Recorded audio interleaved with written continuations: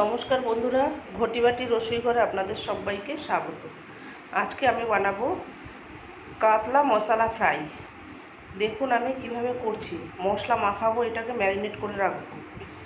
এখানে পেঁয়াজ আর কাঁচা লঙ্কা আমি পেস্ট করে নিচ্ছি। এই যে বন্ধুরা দেখুন, কাঁচা লঙ্কা আর পেঁয়াজটা পেস্ট করা হয়ে গেছে।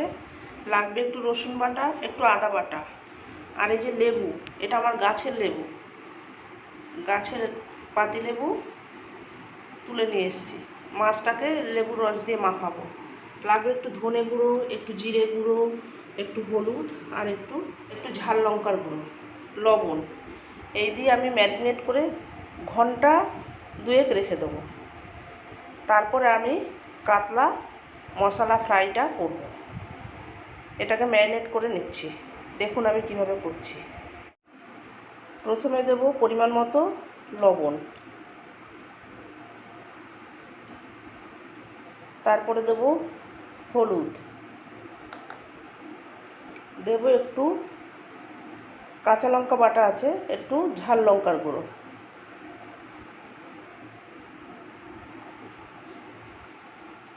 সামান্য একটু জিরে গুঁড়ো, একটু ধনে গুঁড়ো, অল্প অল্প করে 3 পিস। এটা পেটির পিস ভাজলে ভালো হয়।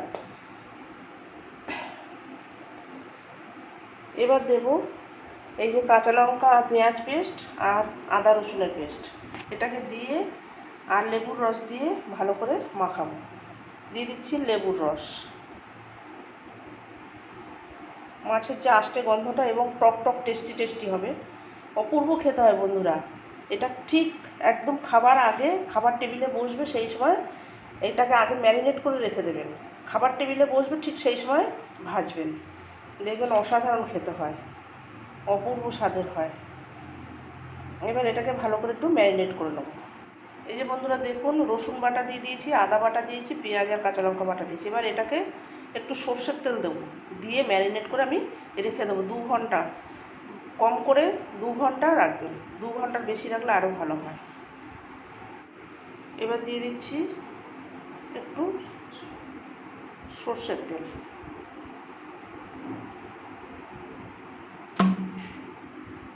এবার এটাকে আমি ভালো করে মাখাবো। মাছে যাতে নুন মশলা ফসলাগুলো ভালো করে ঢুকে যায়, মাখিয়ে নিয়ে আমি আসছি। এই যে বন্ধুরা দেখুন, ম্যারিনেট করা হয়ে গেছে। এবার আমি মাছটাকে ঢাকা দিয়ে রেখে দেবো। 2 ঘন্টা পরে আমি আবার আসব। এই যে বন্ধুরা দেখুন, এই যে মশলা কাতলা ফ্রাই আমি করব। এই যে ম্যারিনেট করা ছিল, 2 ঘন্টা পরে আমি এলাম। এবার এই মাছটাকে আমি সর্ষের তেলে ভাজবো। দেখুন কিভাবে করছি। কড়াই চাপিয়ে দিয়েছি, কড়াইতে আমি সর্ষের তেল দিয়েও দিয়েছি। এবার আমি মাছটাকে, গ্যাসটাকে কম করে দিয়ে মাছটাকে একটু ধৈর্য ধরে ভাজতে হবে। তেলটা গরম হয়ে গেছে।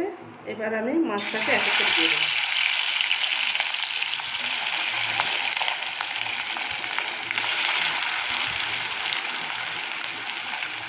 মশলা এই পিঠে খানিকটা দেবো, আবার যখন উল্টিয়ে দেবো তখন আবার ওই পিঠে খানিকটা দেবো। এই যে দেখুন, এক পিঠ উল্টিয়ে দিচ্ছি। এই পিঠটা প্রায় হয়ে এসেছে, আবার একটু উল্টিয়ে দেবো। এখন একটুখানি এই পিঠটা উল্টিয়ে দিচ্ছি। এই যে দেখুন, গ্যাসটাকে কম করে একটু ধৈর্য সহকারে ভাজতে হবে।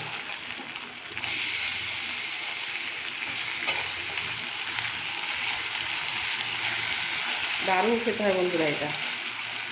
ওই যে বললাম, খাবার টেবিলে যখন বসবে তখন ভাজা করে দেবেন, গরম ভাতের সাথে অসাধারণ লাগে খেতে।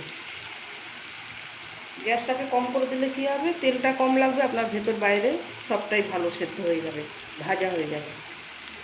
এক পিঠ হয়ে গেছে, আবার এই পিঠটা উল্টিয়ে দিচ্ছি। এই যে মশলাটা যেটা ছিল সেই মশলাটা দিয়ে দিয়েছি। এই দেখুন, এইরকম লাল লাল করে ভাজতে হবে। এভাবে ভেজে নিয়ে আসছি।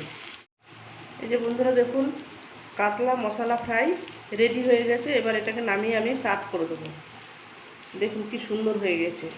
হালকা আছে, ধীরে ধীরে এরকম করে ভাজতে হবে। নামিয়ে আমি সার্ভ করে দেখাচ্ছি। এই যে বন্ধুরা দেখুন, আমি নামিয়ে সার্ভ করে দিয়েছি। বড় মাছ তার পেটি নেবেন। পেটি দিয়ে করলে এটা বেশি ভালো লাগে খেতে। এইভাবে বানাবেন, বানিয়ে করে খেয়ে দেখবেন, আর এবং গরম গরম ভাতের সাথে খাবেন, অপূর্ব হয় খেতে বন্ধুরা। এরকম নিত্য নতুন ভিডিও পেতে আমার চ্যানেলটির সঙ্গে থাকবেন, সাবস্ক্রাইব করবেন, লাইক করবেন, প্রচুর প্রচুর শেয়ার করবেন। নেক্সট ভিডিও আসার অপেক্ষা থাকবেন। ততক্ষণ আপনারা সবাই সুস্থ থাকুন, ভালো থাকুন, সাবধানে থাকুন। ধন্যবাদ।